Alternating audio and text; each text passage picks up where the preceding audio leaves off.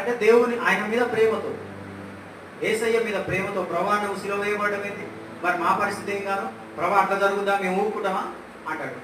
ఇంకా ఎవరు అన్నట్టుగా మనం వినం. కానీ పేతురు ఇంకో దగ్గర కూడా ఇంకో మాట అంటాడు. ఏమంటాడు? మరణం కావాల్సి వచ్చినా కూడా నిన్ను వదిలిపెట్టిపోను. ఆమేన్, హల్లెలూయా. మరణం కావాల్సి వచ్చినా నిన్ను మాత్రం వదిలిపెట్టను ప్రభు అంటాడు.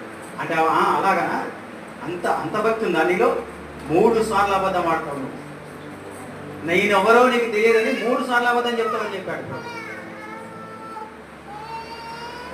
ఒకసారి ఏమన్నాడు? నీకు శిలువ వేయబడకుండును గాక, నువ్వు శిలువ మరణం పొందకపోవును గాక. అంటే కాపరిని కొట్టుదును, గొర్రెలు చెల్లా చెదురోగున రాయబడింది. నన్ను పట్టుకొని తీసుకొని వెళ్ళడానికి వచ్చినప్పుడు మీరు ఎవరు నా దగ్గర ఉండకుండా చెల్లా చెదురు అయిపోతారంటే, ప్రభా నేను వెళ్ళిపోతానా? ఎవరైనా నేనేళ్తానా నీ దగ్గర నుంచి? ఆమేన్, హల్లెలూయా. ఈ అంశంలో బాగా మీరు ఆలోచించండి.